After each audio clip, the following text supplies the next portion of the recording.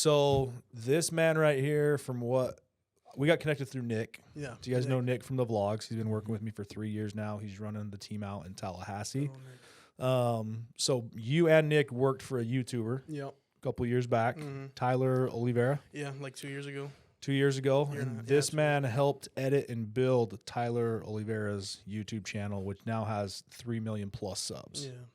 Yo. Crazy, actually. He's like behind the scenes. He's in a bunch of videos Yeah. too. So super cool. I'm glad that the video that is the most popular is still a video that Ivan and Nick produced. There we I go. was looking at it the other day. I was like, yes.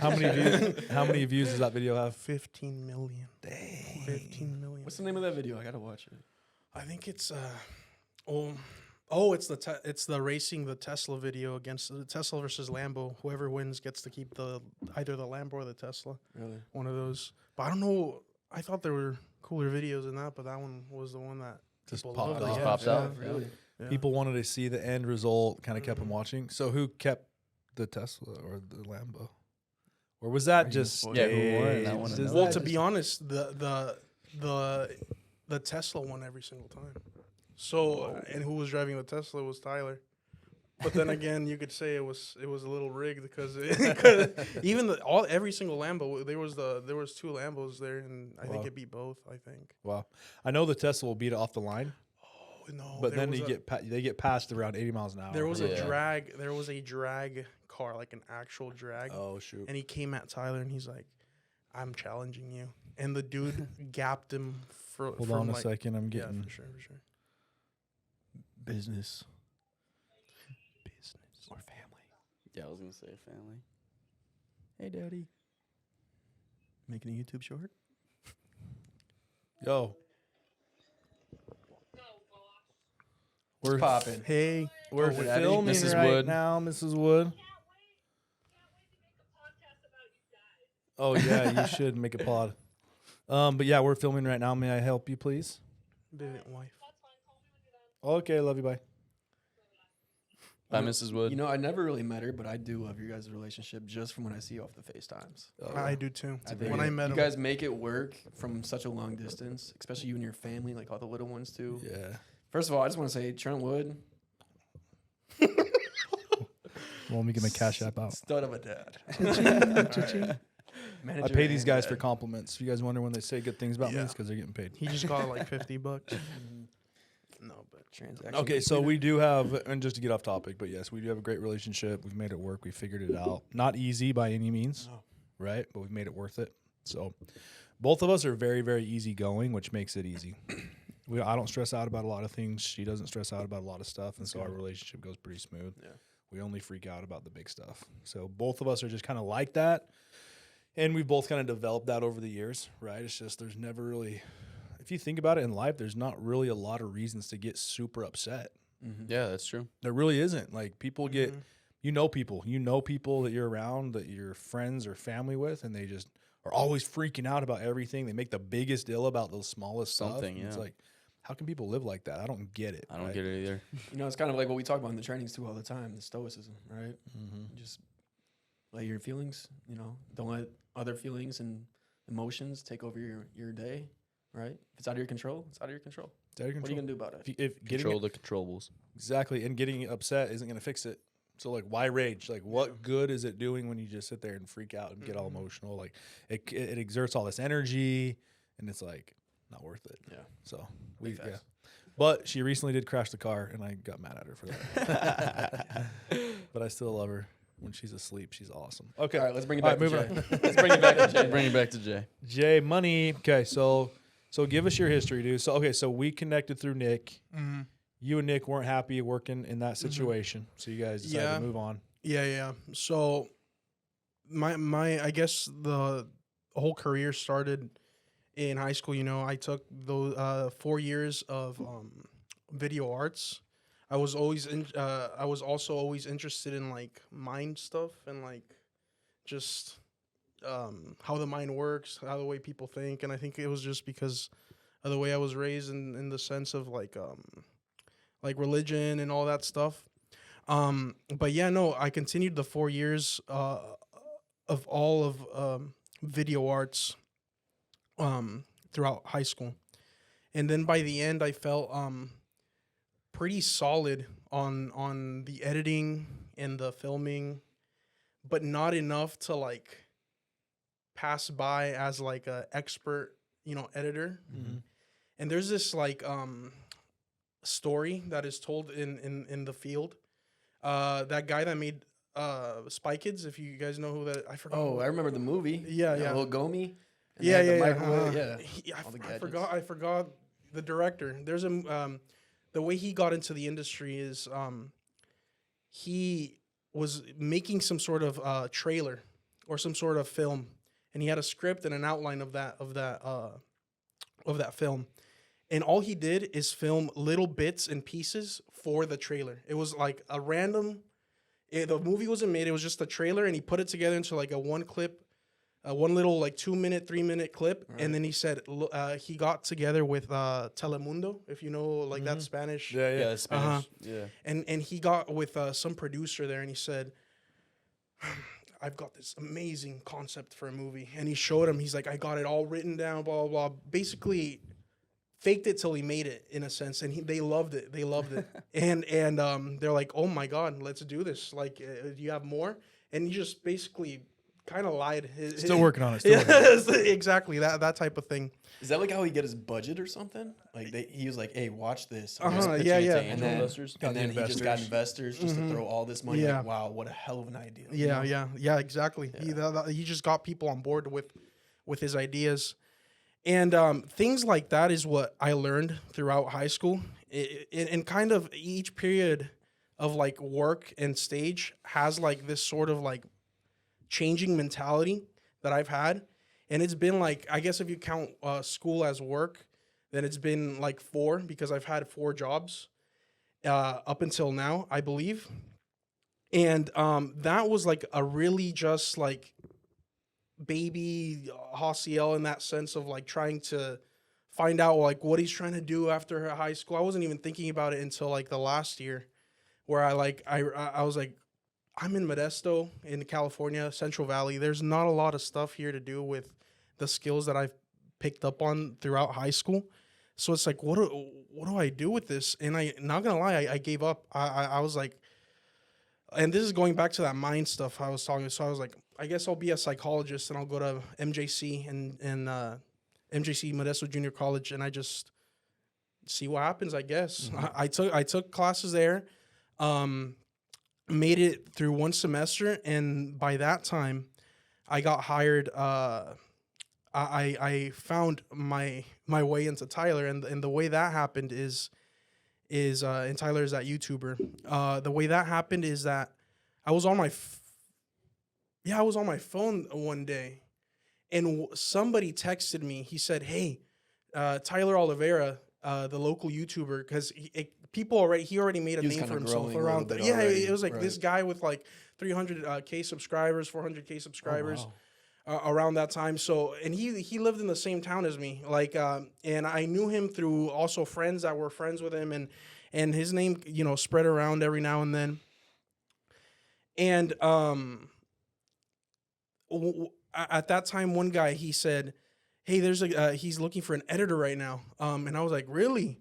I was like, "I'm gonna try to see what happens with this," and just at that time, I was working at McDonald's. Throughout high school, I was working at McDonald's, part-time job, and that's also where I learned that I don't want to like work in these type of jobs forever, and Yeah, that's the whole reason, college and trying to look for different opportunities, and keep in mind that this is a young mind. This is my young mind that as much as I can think of is like college. That is the go-to, The only route. the only out the only to thing, success. yes, the only route to success, college. And I'm a big advocate for like, it's not that I go around saying no college, but I personally, I really don't. I discourage like my sisters to like not go to college, people that I care about, because I'm like, you could be doing, because it's fun for me finding new ways to make money, different ways to make money, and I like that. And throughout that time is throughout these experiences is where I learned that I don't want to be doing what I'm doing. So it's like I went to McDonald's, didn't put minimal effort. Everybody knew I hated that place. And I knew a lot of my friends that worked there, because I brought in a lot of my friends to work at McDonald's with me because it was fun. That's what made it fun, at least bearable. You and all the homies flipping burgers? Yeah. All of my homies from high school, Okay, yes, what? literally. You guys had to have been messing around. Like, what was the craziest story during McDonald's days? Just got to hear that real quick. Oh, so there was... Oh.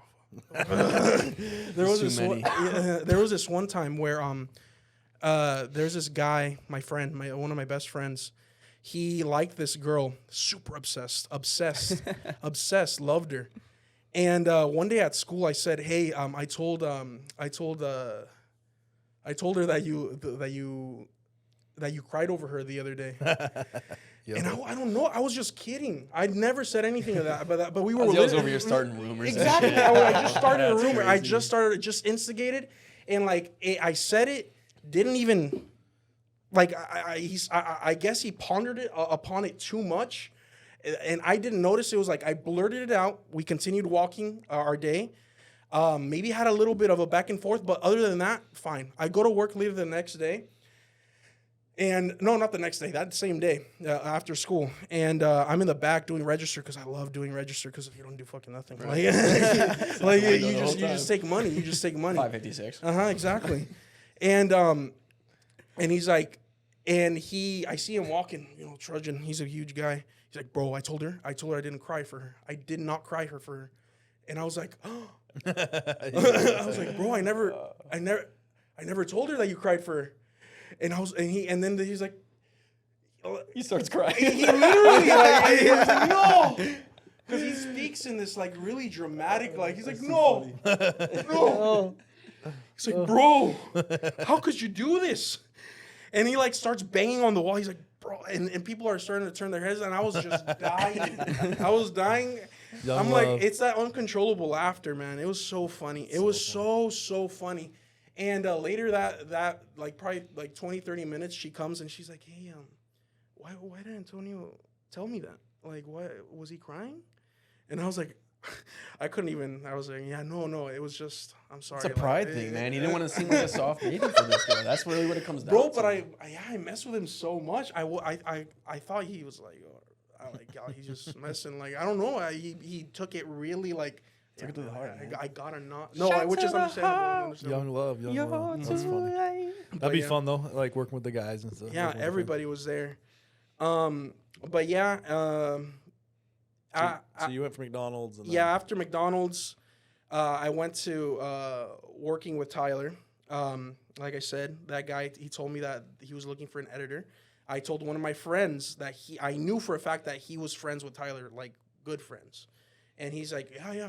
I got an interview with him, got together, got into work, and it was a weird couple of days because I put in that strategy, like the faking it till you make it. Because, dude, I am not gonna lie, I didn't know how to edit the way he wanted me to edit. Yeah. I knew how to control like my way around the mouse and computer and where the tools were to use. But like there's so much psychology behind How long have you been editing up until that point? Like how much experience did you have with editing? So it was like freshman year. Like I touched the editing software every like month or two to finish that one project, and it was like that probably like last minute. It wasn't that like that much, and it was just cutting one clip to another, because that's all I knew. And it's like I'm always going through that process of like, because my dream at the time was to make movies. Like I wanted to go to like Hollywood, like, and that's a whole other subject too about Hollywood and stuff like that. Because you really are Hollywood. You get enough money, you fund your own film, you begin to produce your own stuff. Yeah, who needs Hollywood? T. Woody's Hollywood. I mean that's T. Woody's making his own Hollywood, which is awesome. I should name my daughter Holly. Wood. That's actually I got that late. I've already thought about that for a long time. You have? Yeah. Okay. I was gonna say there's no way that just hit you on the top of the head. No. That's last name Wood. Hollywood. That's right. Yeah. Abby, if we have another girl, Holly. That'd be fire, That'd be actually. crazy, huh? Yeah. Yep. Okay, sorry. But yeah, basically touched very, not rarely, but not. It was. There was a point where like I was on the computer 8 hours a day, 13 hours a day, 10 hours a day, every day, and that was like, I saw exponential growth when that. Is that like when you in those became times. obsessed with the craft? No, to answer your question, no, because I started noticing growth right away because it was new things right away, right? It's like the whole psychology behind YouTube. Started at he explained his part of it because he's a producer. He's telling the editors what to do or whatever, and he has tricks and tips and all his psychology that I didn't focus on. So his psychology goes into thumbnails, into retention, into graphs, which you'd Dylan be will touch on later. You'd be He good to definitely talk will. on that for I know for a fact. You'd probably be a master at YouTube analytics if you could if you wanted to for sure. Yeah, and like and all of that is literally analytics. It's like he looks at graphs, how many people clicked, how many people, how much retention. He erased like peaks that where people like the retention Dipped went in the down. video. He deleted those, so it didn't exist, and it would be just like a straight up line or a line. Because another little information, like if your video is at 50% retention, golden video, great video. If it's below 50, trash video, stuff like that. I was in charge of making the video as entertaining as possible, popping up little animations here and there. And that's the stuff that like I was really not prepared for because I came in with a really like, I guess cinematic or just a very vanilla editing mentality. And he taught me a lot of that, and I saw so much growth. Yeah. It was like in 1 week, 2 weeks, 3 weeks, like and it's funny because he used to get so mad. He used to get so mad. I'm like, I never want to be like that. I never want to be a He boss like slams the keyboard. that. Yeah, it's just, yeah. But after Do you feel like because you didn't want to disappoint him, there was a lot of pressure for you to like, because you said you kind of came in like not really feeling adequate up to the job, and then you were forced to just make it happen. I've So always you, had that problem. Always. And to answer your question, like I don't even know if it's me or if it's definitely like I don't want to disappoint them. I don't want to disappoint myself. And it's obviously I want to keep my job. So like that is probably the first one to answer that question. Like I don't so yeah, there's huge amount of pressure. Huge. So you had to make it happen. No matter what. But the thing is, and not to toot my own horn, but I like to be easy going and like easy to work with. I need to be that because which you extremely are. hopefully, So We yeah. made it work the hopefully, whole summer so far. hopefully, because that is like the number one goal. Because even now, right now, I'm experimenting with my own content now and producing for other people. Being easy to work with and having people also that are easy to work, like hiring people or getting people to work with you that are easy to work with is way better than a person that is like super talented. Really don't want someone up your ass. The whole Yeah, time. yeah. A stickler on every single move. Yeah, you make. Like, no, if it's man. not the certain way, it's not the right way. Like Yeah. you got to be flexible with. This Yeah, type of stuff. yeah. And understand that they're also learning as you're going because every person's and videos are different. So it's like you just really have to be understanding, and which I've gained the knowledge of like editing to understand the editors a little bit more, which is pretty good. But yeah, and then to answer the other when did that's where the Obsession. grind mentality came in, bro. Right. Where it was like I was watching this man. That's one thing I admire about him so much. It was the fact that he was so hardworking. And remember, I came from McDonald's, just a regular job, and you get on, you work from this hour to this hour, and you go. And I had that mentality throughout almost all his work, and I say that it's fine because that is not my company, like You're an employee. I am an clock employee. In, clock yes, out. clock in, clock out. But I did take away a lot of like, because you Raw see a lot of growth. information. Yeah, you see a lot of growth, and you get like addicted to the growth. Absolutely. And like you see a bunch of like numbers and you get addicted to the numbers. And sadly, even though he wasn't paying me what I thought not even what I think. I know he should have paid me more. Just period. I think that it was just everything that I learned was so valuable, and the fact that I just did that because of my own like addiction to what I was seeing, I thought that was so beneficial. Those days, because it got really, really like really bad. There was days where I didn't sleep the whole night, and I remember now, and I mean, I'm close to even doing that now, but I'm doing it for myself now. But there's points where I just didn't. It was for full 24 hours, 25 hours, 26 hours. He went to sleep. I was still in the office trying to get these last edits done, because you always say, oh yeah, I have to do this, and for whatever reason, all these little movements with your mouse, I get so frustrated because it's never what you say it's gonna be. Mm-hmm. But yeah, that's where the grind mentality came in, because of what I saw on him, because of what I experienced, and when and I'll say, like, I had no time for friends, no time I disappeared a lot of the times just because I needed to focus on this. A lot of cool experiences with him, traveling, blah blah blah. That's where I got my first taste of going on an airplane. And my first trip was here to Florida, and it was super cool. But yeah, things went. It's funny because like Nick always talks like really, really, really, really bad, and that's fine. But in what sense? In the sense that it was unfair, because it was really unfair. Oh, like what you guys do? It was really unfair. And he paints this huge blanket on top of it. I feel like I could be completely wrong. Like I need to talk to Nick again, but it doesn't really matter because we're here now. Yeah. But whatever.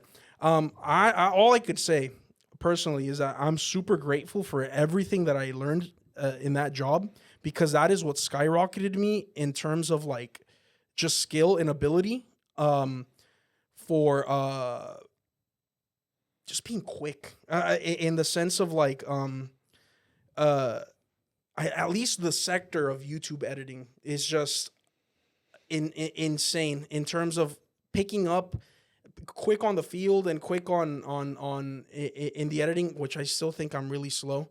But I in comparison, there's always room yeah. You know. There's, and I continue to, yes, just learn. But yeah, it was definitely the grind mentality, even though it's a little bit sometimes not healthy.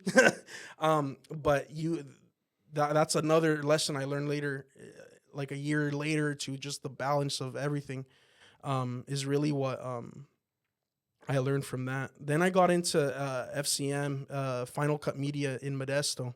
Me and Tyler parted ways. We got into a little bit of not altercation like physical or falling anything. out. A little falling out, yeah. He moved but the main reason was because he moved to Texas. I didn't want to move to Texas, and this whole time, like, I was never like a jealous. Wood is so strong. Ladies, he's taken, but you guys he see is that? so strong. Play that back. All right. Wow. Okay. Plays back. Sorry, I thought that was gonna be a lot easier than it was. I thought It's like a whole soup can you're trying to crush. it was gonna be a pop can. I was like, that is not crushing. He's over here struggling trying to crush. It's got good durability though. It's a strong ass can. If you need to smack someone with a can, get a coconut water. I thought you were just messing around that you couldn't close it. I was like, what is going on? I got distracted. All right. And then FCM, it was just a marketing agency. So I went on unemployment for like a couple months. This was like right when COVID was like ending. I survived all of COVID with Tyler, which was good because the entertainment business never like died or anything. So So you guys that was kept pretty making good. YouTube videos all through Yeah, COVID. as the world was shut down. Just couldn't travel a lot, I guess, or you we just traveled. did in I California. mean, in the beginning, he couldn't. There was like one video he couldn't make because of the travel to Mm. Japan. He wanted to go try the Wagyu beef or something. Oh wow, Yo, that that'd would've be been cool. Yeah, but he never did that video. I got a local video job agency. Pretty monotonous in the sense of it's the same thing, 9 to 5. And then right there is where I noticed. Well, this whole time it's like I want to have I love what I'm doing, and I love what I'm like filming and editing and stuff like You that. want to make a life out of it. But I want to make a life, and I want it to be mine. I want that for me. That's the best thing right there. I Uh-huh. like that you said that. I want it to be mine. Yeah, right? I don't want yeah. to do it for anyone else. No. I want what I love to do to Mhm. be for me. Yeah, Right? that's the number one thing that like just looking at my boss there, but I knew like I wasn't ready. Like at the same time, like I felt like I was a little bit too shy. Just getting rid of that like high school young introvertedness not and like, feeling like good enough. Yeah. So like I really in that new job, I really tried to, and this was all like kind of internal because it's like I said, is you go to work, you just go to work 9 to 5, but internally like I was really trying. But there was also like tough times because it's like you're doing this over and over, and you find no fulfillment in what you're doing, and you start falling into things that you shouldn't fall into.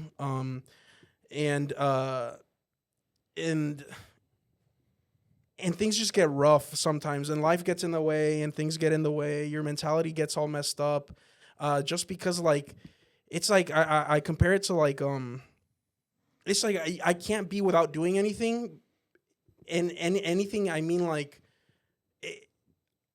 it was like sitting in a room with your thoughts alone, and then letting just negative thoughts come in. That's the worst feeling. Right there. And that job was like a bubble of that, like a bubble of that. Even though I was doing things, it still was so. It was Yeah, and wasn't fulfilling. yeah. And towards the end of that, I was like, I'm done. Like I need something. I need something. And this is and along the way, I built up a little bit of. It's crazy because like things were running in the background, and I didn't know that. Like I have a friend whose uncle is a business partner with this like really wealthy real estate owner. Like he just owns a lot of like buildings and stuff like that. And he's basically the Grant Cardone for like the Hispanic community at the moment. And which is not huge, not yet at least. But and then like the Nick stuff, Nick already left and made his own life over here with you, and he was like thriving, and like and all of that like was also in addition to like, man, I gotta do my own thing. I gotta do my own thing. What did Nick do when he was with Alex? With Alex? Oh, Tyler? Tyler. Oh, Sorry, he was Tyler. he looked at all on how to make the video happen. So if Tyler needed an island, Nick looked for the island. If Tyler needed An boat, island. yeah, there was like one time where he like, go survived. film. Yeah, where he Wow. survived. Dude, California's different, bro. Dude. No, it was we had to come over here. Oh, in Florida? Yeah. Oh, he had to So come we to Florida? found he found an island over here in Florida. It's funny. Those stories are funny. There's so many little stories in the story. Which So Tyler would be like, okay, guys, the video is going to be surviving in the ocean for 24 hours with Mhm. sharks. Nick, figure out how to make it happen. Boom. Nick would make phone Mhm. calls. Hey, we need sharks. We need someone who can take us out there. We need like Someone bring a shark. we need a boat that we can stay on. Mhm. So Nick's right. So he was like the that's funny. He was event the go-to. Yeah, the coordinator. Yeah, figuring it Yeah. all out. I could Which- see Nick doing Which that. explain. too. Yeah, I mean he's Yeah. very like dialed in and good Yeah. at figuring stuff out and Yeah. like get it done. So Those were some wild days with Nick. I could only imagine. Can only imagine Yeah. you guys going. I don't crazy. want to anymore. You've suppressed those memories. A little bit. Nah. Yeah. No, they were fun. They were really fun. It's just Nick's just funny guy. Yeah. Nick's just fun. Well, it's cool that you've had the experience to like not a lot of people can be like, oh yeah, I was an editor for a big YouTuber. Like, Huge Yeah. YouTuber. yeah, that's a cool experience that you've had, and it sounds Yeah. like it forced you into I some need to massive milk it growth. as much as I can. now. Yeah, yeah. I mean, it's on your resume forever. Yeah. It's on your resume Mhm. forever, so it's cool, and that's what attracted me to you too, is Yeah, because yeah. I knew you had some crazy good experience, and I was like, dude, we could Mhm. team up, and build something pretty big. And I love that you're doing your own business and growing that, and yeah, hopefully we can all help you freaking blow up. If you like that clip and you want to see another one, click right here. If you want to see the full podcast, click over here.